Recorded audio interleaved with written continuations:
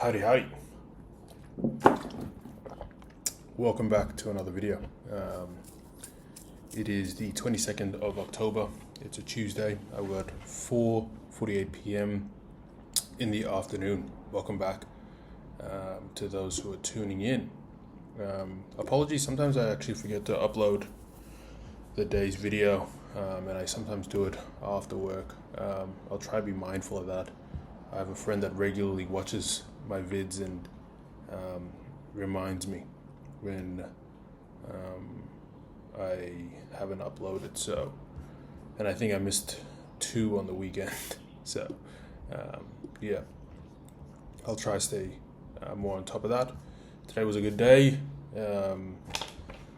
Yeah, pretty standard day. I've got not like I don't have too much, nothing interesting to talk about. I don't want to talk about the heat anymore. I think I mentioned that previously, where I'm fucking tired of talking about how hot it is. It's just hot. Get over it. Got a poem that was sent to me by one of my very, very good friends, and it's actually by a poet, and I really love one of his poems. I don't know if anybody that has watched my previous videos, I forgot what it's called, but I think it's called The River, and it talks about how the river flows from the mountain and has to go into the sea, and the sea is the unknown, but it only becomes a river when it flows out. It has to take that course, unbeknownst to however that river gets to that unknown, it needs to get to the unknown. And yeah, one of my favorite, if I can remember, actually I'll just type in, it's Kahlil Gibran.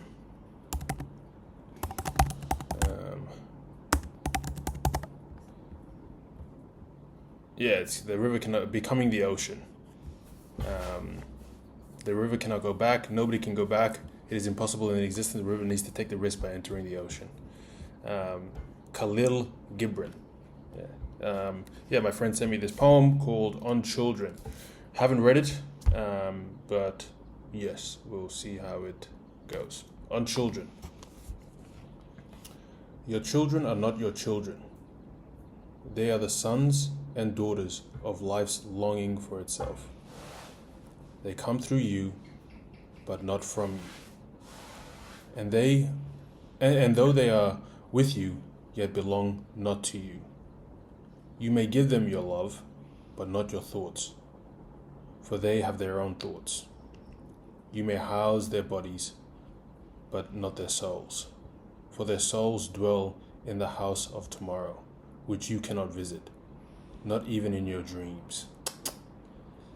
You may strive to be like them, but seek not to make them like you, for life goes not backwards, nor tarries with yesterday. You are the bows from which your children, as living arrows, are set forth. The archer sees the mark upon the path of infinite, and he bends you with his might, and his arrows may go swift and far. Let your bending in the archer's hand be for gladness, for even as he loves the arrow that flies, so he loves also the bow that is stable. Pretty good. That's pretty good. I'm just going to look up that word, tarries. Tarries. Stay longer with intended. Delay leaving a place. So it says, for life does not go backward, nor tarries with yesterday. It does not stay with it. Okay, yeah, right, yeah, I get it. Does not dwell on yesterday. Yes, interesting poem. I think I have a different view about how the life of a children is to a parent. I am not a parent, so the way that I think I would treat my children is completely different to how I actually will treat them.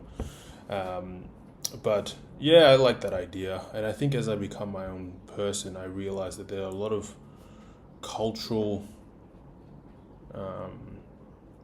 things that I accepted or I realized made me who I am that I don't necessarily agree with anymore. But there are also some things that I grew up with that compared to the average Australian are very different. I just think differently, and which I hold very close to me because it's part of my being. You know what I mean? So I like the idea that every individual soul has their own journey and how they come about, their how they come about who they are through their own life lessons. And a parent can only do so much. It all comes back down to the individual, and that's a good way to look at it. I don't know. Again, I'm not a parent.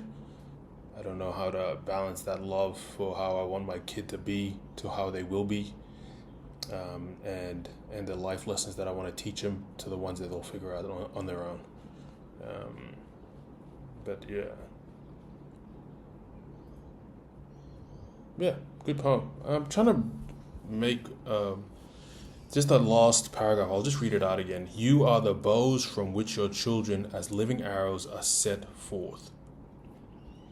The archer sees the mark upon the path of infinite, and he bends you with his might, and his arrows may go swift and far. Let your bending in the archer's hand be for gladness, to raise your children out of love and empathy and gladness. For even as he loves the arrow that flies, he also loves the bow. Maybe the archer is God. You are the archer is God. You are the bow. Children are the arrows. And you need a stable bow in order for your arrow to navigate life swiftly, where God will direct. That's what I'm thinking. Not too sure. That's what I'm getting out of it. It had just a religious theme towards the end of that, but I like it. I like it.